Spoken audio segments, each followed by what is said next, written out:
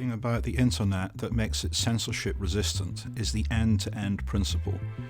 This is the idea that the network at its core is a dumb network. It just forwards packets from one address to another.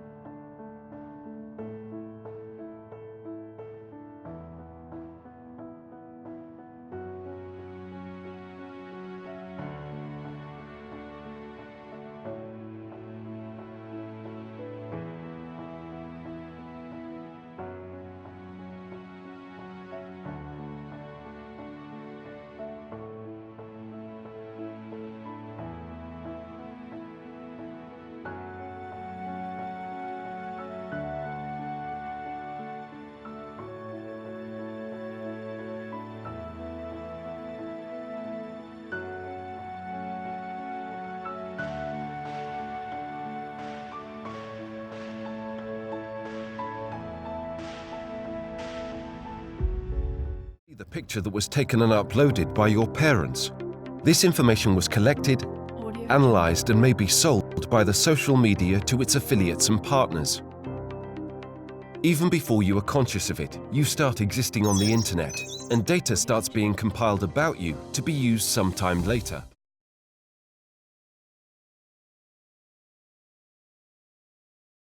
There is now a digital record of everything you buy, everything you watch, where you go and what happens at your house. Even your physical characteristics are tracked and stored.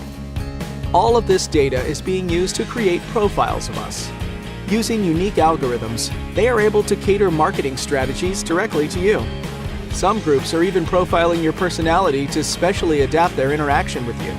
The aggregation and storage of this data is becoming one of the most profitable enterprises on the planet. Everything you post, tweet about, like, and more is being collected. Even the location from where you post can be gathered and can be tracked in real time, putting you at risk.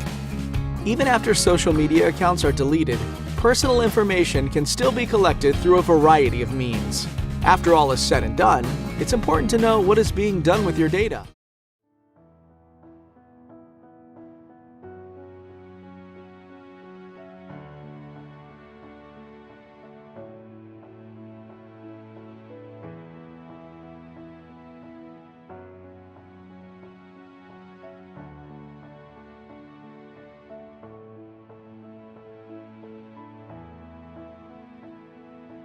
When data that isn't for public consumption ends up in the wrong hands. Information we assume is secure, like financial details, credit card numbers, health records, business correspondence.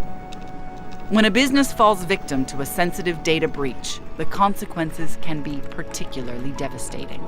Another aspect is there's so many conveniences due to the promises of cyberspace, and they indeed leave digital trails, but it does raise privacy issues. Privacy matters because we all need a margin of discretion around our lives so that we can exercise some control over them. The fact of the matter is that we've already long ago given up much of our privacy as soon as we started to email and use mobile telephones. But if you thought about what it would be like if your neighbours knew details of your bank account or your medical record or could listen into your quarrels with your spouse, you would be very disconcerted because you would feel that you're losing control over areas of your life that just belong to you. That's why privacy really matters.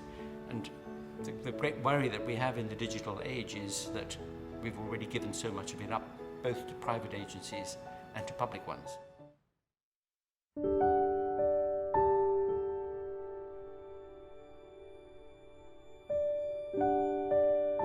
Well, one way in which you'll give up personal information is obviously by clicking on one thing or another that reveals the sorts of things you're interested in. But how would they get from that to actually figuring out, for instance, who you are?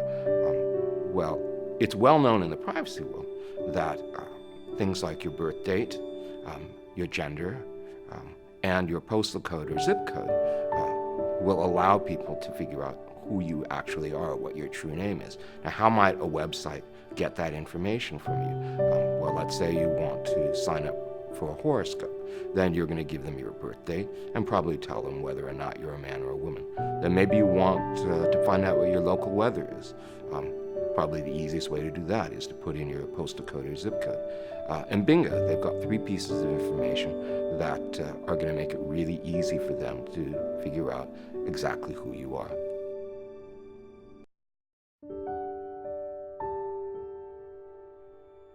No, what I'm afraid of is that unknown villain, that person making anonymous threats, that company that I've never heard of, or that stranger that has unbelievable amounts of data about me and my family. I think this generation has a sense that information wants to be free and information about themselves wants to be free. And in a way, there's a kind of self-surveillance that I think that young people don't think about in political terms. But it is a political issue. People put their lives on the screen. They put really intimate details of their lives out there, and with very little thought that there might be people using that information in ways that are not benign. I did an interview with a 16-year-old that is precious to me because he talked about how he knows that people, can read his email. He knows that people somehow he senses that his texts are being saved in some server in the sky. But he, when he wants to have a private conversation, he goes to payphones, and he feels that payphones are the only safe place for him to talk. I mean, you have this sense of even young people looking for the interstices of the system to find a little privacy. Harassment campaigns spiraled out of control, online and offline, against multiple women and the social justice warriors, the men who defended them. They found personal information, phone numbers, and address, and they posted that online. The release of this personal information resulted in real physical threats in their offline lives of rape and death and massacres and bombings. Well, there are a variety of threats to privacy online.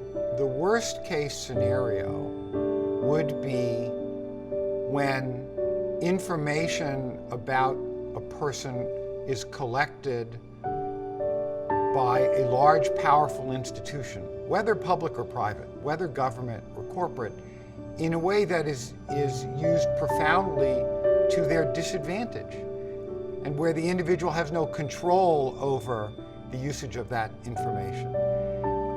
So it could be to conduct surveillance on people, and in fact, it is so much easier now to collect so much more information about what people do, what they read, what they see, what they buy, that in the hands of a government that has no respect for civil liberties, if you can imagine the sort of post-9/11 world run amok, there's an enormous threat that it would be used to silence political opposition and political opponents and enforce a kind of authoritarian regime.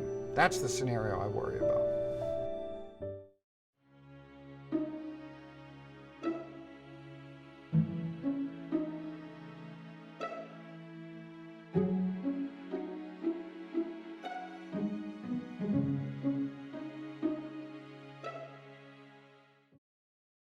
Again, what constitutes private information, right?